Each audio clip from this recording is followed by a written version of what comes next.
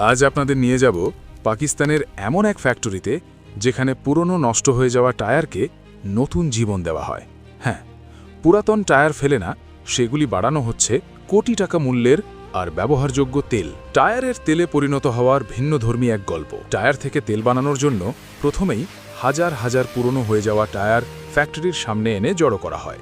এরপর দক্ষ হাতে খুব সাবধানে বিশেষভাবে বানানো ধারালো স্টিলের পাত দিয়ে প্রতিটা টায়ারের ভেতর থেকে স্টিলের কিংবা লোহার অংশ আলাদা করে ফেলা হয়। মূলত এই অংশটুকু আলাদা করে এগুলোকে পাঠিয়ে দেওয়া হয় কোনো রিসাইক্লিং প্ল্যান্টে, যাতে পুনর্ব্যবহার করে এগুলো দিয়েও আবারও রোড কিংবা লোহা বানানো যায়। এরপর টায়ারের চারপাশের অংশটুকু গোল করে ঘুরিয়ে কেটে ফেলা হয়। এগুলো কাটা হয় যাতে পরবর্তী ধাপে টায়ারগুলো এক জায়গা থেকে অন্য জায়গায় নেওয়া কিংবা অন্যান্য কাজে বাড়তি ঝামেলা না পোহাতে হয়। এরপর আগে থেকে কেটে স্তূপ করে রাখা এই টায়ারগুলোকে নিয়ে যাওয়া হয় কারখানার ভেতরে। বিশাল সাইজের চুল্লির ভেতর আর একসঙ্গে হাজার হাজার কেটে রাখা টায়ার পুড়িয়ে দিয়ে এই চুলার মুখ আটকে দেওয়া হয়। এরপর চুলার দরজার সাথে লেগে থাকা প্রতিটা স্ক্রু এমনভাবে টাইট দেওয়া হয় যেন ভেতর থেকে এক পরিমাণে বাতাসও লিক না হয়। এরপর আসে এই চুলায় আগুন দেওয়ার পালা। আর এত বিশাল সাইজের চুলায় আগুন দেওয়ার জন্য প্রয়োজন হয় একসঙ্গে কয়েক মন কাঠ। আর ঘন্টার পর ঘন্টা এই টায়ারগুলোকে পোড়ানোর জন্য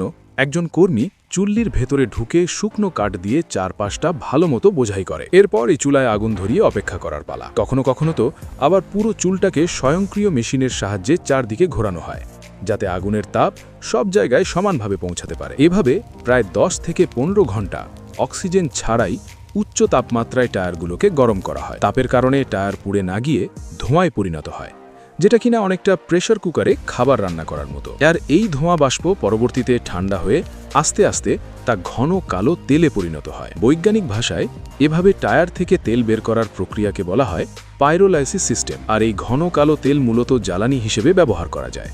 তাছাড়া এই প্রক্রিয়ায় আরও পাওয়া যায় কার্বন ব্ল্যাক পাউডার। উচ্চ তাপে গলে গিয়ে ঠান্ডা হওয়ার পর কালো রঙের এই টায়ারগুলো কিন্তু রাবার কিংবা প্লাস্টিক শিল্পের এক মহামূল্যবান কাঁচামাল। সেই সাথে সেই ব্ল্যাক পাউডার নিউজ প্রিন্ট কিংবা ফটোকপি মেশিনের কালি হিসেবে ব্যবহার করা হয়। তাছাড়া টায়ারের ভেতরে থাকা স্টিলের তারগুলো কিন্তু একেবারেই ফেলে দেওয়া হয় না, এগুলোকেও পুনর্ব্যবহার করে আবারও লোহা কিংবা স্টিলে পরিণত করা হয়। টায়ার গলিয়ে যে পাইরোলাইজ তেল পাওয়া যায় সেগুলো ইন্ডাস্ট্রিয়াল জ্বালানি কিংবা রিফাইনারিতে কাঁচামাল হিসেবে ব্যাপকভাবে ব্যবহার করা হয়।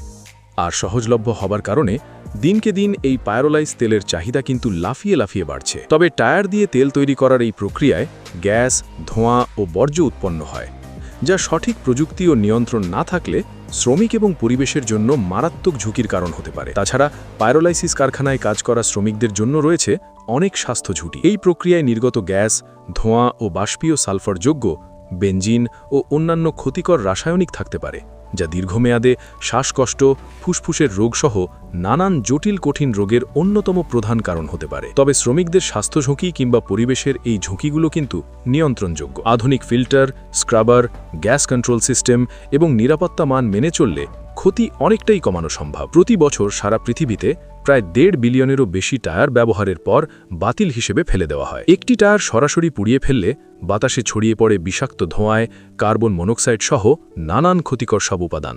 আর তাছাড়া ফেলে দেওয়ার পর এক টায়ার মাটির সাথে মিশতে প্রায় 4000 বছর সময় লাগে।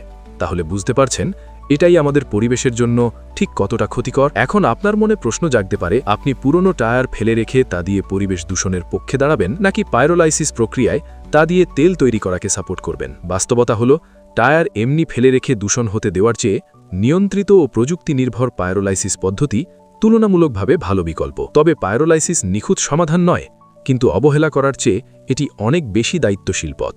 এই ভিডিওটি আপনি কোথা থেকে দেখছেন জানিয়ে দিন কমেন্ট বক্সে। আপনার নাম বলা হবে পরবর্তী ভিডিওতে।